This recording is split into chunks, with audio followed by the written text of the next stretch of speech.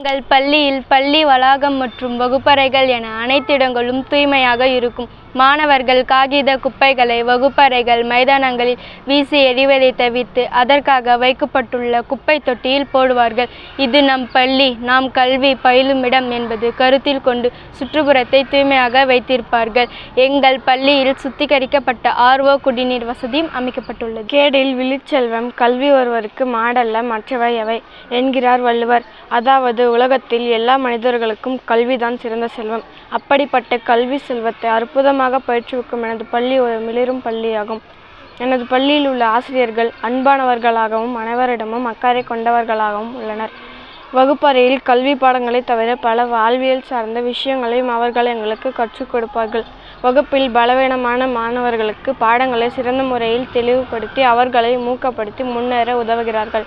அது மட்டும் அல்லாமல் மாணவர்களுக்கென சிறப்பு வகுப்புகள், கையெழுத்து பயிற்சி வகுப்புகள் மற்றும் விடுமுறை நாட்களில் சிறப்பு வகுப்புகள் நடத்தப்படுகிறது. எங்களுடைய பள்ளியில் மாணவர்களின் கல்வியை அடுத்த நிலைக்கு கொண்டு செல்வதற்காக அறிவியல் கூடமும் நூலகமும் கணினி பயிற்சி கூடமும் உள்ளது.